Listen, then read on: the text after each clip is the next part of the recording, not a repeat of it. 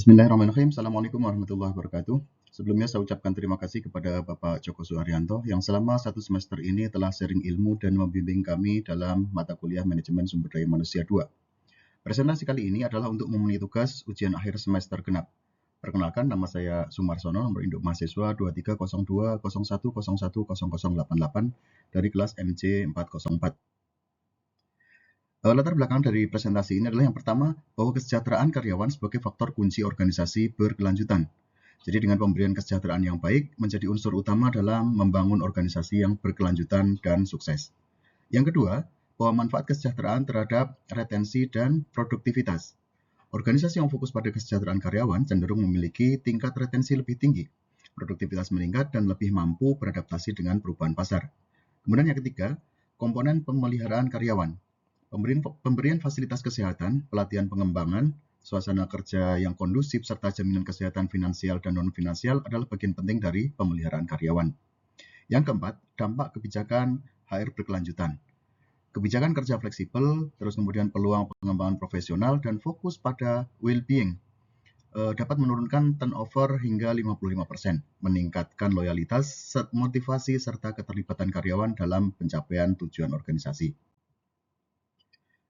Selanjutnya, tujuan etika dan hukum, rekomendasi dan implikasi dalam dunia kerja. Kesehatan kerja dan keselamatan dan kesehatan kerja atau K3 merupakan serangkaian upaya untuk menjamin dan melindungi keselamatan dan kesehatan tenaga kerja dalam rangka mewujudkan produktivitas kerja dan optimal dan memenuhi ketentuan hukum. Selanjutnya, tujuan utama K3 adalah menciptakan lingkungan kerja yang aman dan sehat sehingga dapat mencegah kecelakaan kerja dan penyakit akibat kerja. Yang ketiga, manfaat lingkungan kerja yang aman dan sehat. Karyawan memiliki tingkat stres lebih rendah, absensinya menurun, serta produktivitasnya bisa naik. Tujuan presentasi kali ini adalah untuk menjelaskan pentingnya pemeliharaan karyawan, kemudian selanjutnya menjelaskan peran K3 dan keberlanjutan organisasi. Yang ketiga adalah menguraikan transformasi MSDM di era 4.0. Yang keempat adalah memberikan contoh implementasi nyata. Definisi keberlanjutan organisasi adalah kemampuan sebuah organisasi untuk terus menjalankan aktivitasnya secara efektif dalam jangka panjang dan memperhatikan keseimbangan antara aspek ekonomi, sosial, dan lingkungan.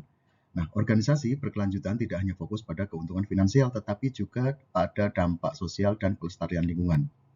Selanjutnya, pilar keberlanjutan, yaitu ekonomi, sosial, dan lingkungan. Keberlanjutan organisasi didasarkan pada tiga pilar utama yang dikenal dengan triple bottom line. Tiga pilar utama keberlanjutan organisasi atau triple bottom line meliputi ekonomi atau profit. Jadi organisasi harus mampu menghasilkan keuntungan yang sehat dan stabil untuk menjaga kelangsungan operasionalnya. Kemudian sosial atau people. Organisasi bertanggung jawab pada kesejahteraan karyawan, masyarakat, dan pemangku kepentingan dengan menciptakan nilai sosial dan memperhatikan hak serta kebutuhan mereka. Yang ketiga adalah lingkungan atau planet. Organisasi perlu menjaga kelestarian lingkungan dengan mengelola sumber daya secara bertanggung jawab dan meminimalkan dampak, terutama ini dampak negatif. Selanjutnya yaitu ada 3 peran sumber daya manusia atau SDM dalam pilar keberlanjutan. Yang pertama, SDM menjalankan dan menerapkan prinsip tata kelola yang baik dan praktik bisnis yang beretika. Yang kedua, SDM berkontribusi pada inovasi, pengelolaan risiko sosial dan lingkungan, serta penciptaan lingkungan kerja yang sehat.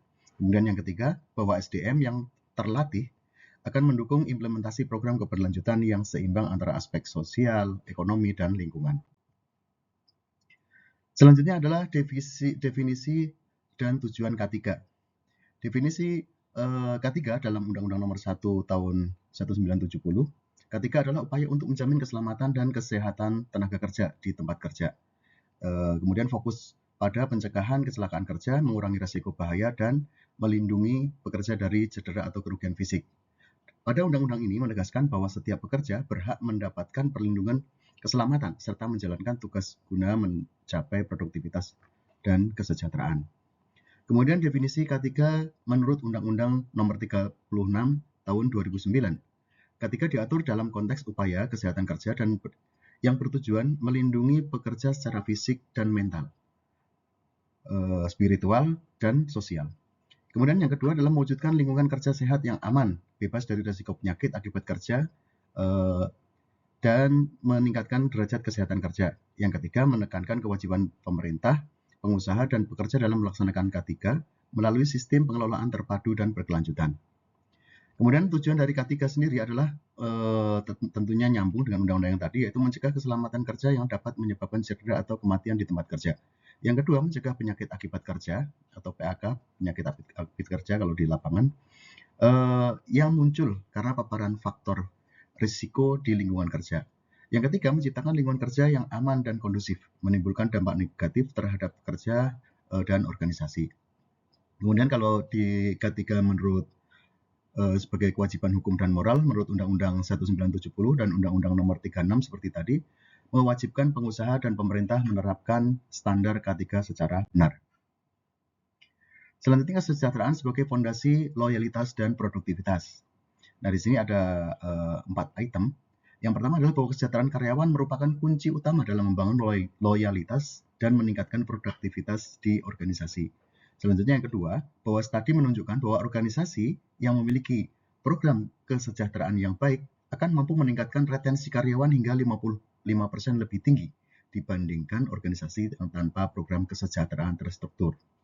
Kemudian yang ketiga, bahwa bentuk pemeliharaan kesejahteraan karyawan meliputi fasilitas kesehatan yang memadai, pelatihan, dan pengembangan keterampilan secara berkala, training dan lain sebagainya. Terus lingkungan kerja yang kondusif, yang aman dan nyaman.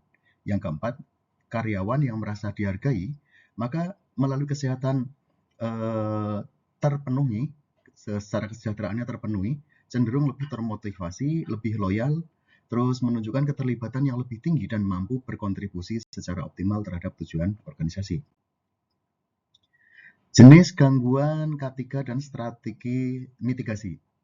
Nah, jenis gangguan K3 di sini ada 5 item, yang kalau fisika itu contohnya kebisingan atau noise, terus kemudian suhu ekstrim, tentunya ini yang berlebihan dari ambang batas yang diizinkan. Secara kimia yaitu paparan dari bahan beracun atau B3. Secara biologis yaitu virus, bakteri, dan mikroorganisme patogen. Secara ergonomi yaitu postur kerja buruk yang menyebabkan cedera muskuloskeletal. Terus kemudian secara psikologis yaitu stres kerja, pelecehan, dan tekanan psikologis di lingkungan kerja. Kemudian untuk strategi mitigasinya untuk gangguan K3 tersebut, yaitu caranya dengan melakukan audit risiko secara rutin. Yang kedua, menyediakan APD. Yang ketiga adalah mengadakan pelatihan K3 secara berkala. Yang keempat adalah melaksanakan program manajemen stres dan pengaturan jam kerja untuk mengurangi tekanan psikososial. Kemudian strategi transformasi MSDM di era 4.0. Yang pertama adalah literasi digital dan pelatihan teknologi. Caranya itu dengan meningkatkan kemampuan digital semua karyawan agar siap menghadapi teknologi baru. Kemudian program pelatihan intensif terhadap penggunaan alat dan sistem digital terkini. Yang ketiga adalah pemanfaatan e-learning dan sertifikat online untuk pendidikan berkelanjutan. Nah, ini kalau mau sharing di tempat kerja saya sudah mulai melakukan ini. Kemudian yang kedua, pemanfaatan teknologi dalam MSDM. Menggunakan HR Analytics untuk pengambilan keputusan berbasis data. Yang kedua, implementasi Artificial Intelligence atau AI dalam proses rekrutmen seleksi. Yang ketiga, otomatisasi proses administratif agar HR lebih fokus pada peran strategis. Kemudian strategi yang ketiga yaitu membangun budaya inovatif dan kolaboratif, yaitu dengan mendorong kreativitas dan inisiatif dalam tim kerja. Kedua, memfasilitasi komunikasi terbuka dan kolaborasi lintas fungsi. Yang ketiga, menumbuhkan mindset digital dan agility untuk tetap beradaptasi. Kemudian strategi yang keempat yaitu tantangan dan perubahan peran HR di era 4.0. Yang pertama, menghadapi dampak AI, Internet of Things atau IoT, dan Big Data. Yang kedua, perubahan peran HR dari administratif ke fungsi strategis. Yang ketiga yaitu fokus pada pengembangan agility dan digital mindset karyawan. Transformasi digital dan manajemen sumber daya manusia di era 4.0. Ini adalah contoh penerapan atau implementasinya di perusahaan Unilever dan Shell, terus kemudian ada juga di perusahaan Schneider Electric. Jadi mereka sudah memanfaatkan AI dalam proses rekrutmen untuk seleksi kandidat yang lebih efisien dan tepat sasaran. Kemudian yang kedua menggunakan platform pelatihan digital untuk melihat kemampuan. Nah, kemudian selanjutnya hasil dari manfaat yang bisa dicapai dengan pelaksanaan MSDM ini 4.0. Di sini ada 4. Setidaknya adalah adanya peningkatan efisiensi dan proses rekrutmen pelatihan dan pengembangan. Kemudian ada adaptabilitas karyawan, terus mendukung pengambilan keputusan berbasis data. Kemudian yang keempat adalah keterlibatan atau engagement karyawan menjadi lebih tinggi. Jadi dari studi kasus ini, kesimpulannya adalah yang pertama bahwa kesejahteraan dan keselamatan karyawan adalah fondasi berkelanjutan organisasi. Kemudian yang kedua, transformasi MSDM di era 4.0 adalah keharusan karena mengingat perkembangan teknologi dan lain sebagainya. Yang ketiga adalah investasi pada pengembangan SDM adalah strategi jangka panjang yang akan menentukan keberlangsungan dan daya saing organisasi. Demikian, terima kasih. Assalamualaikum warahmatullahi wabarakatuh.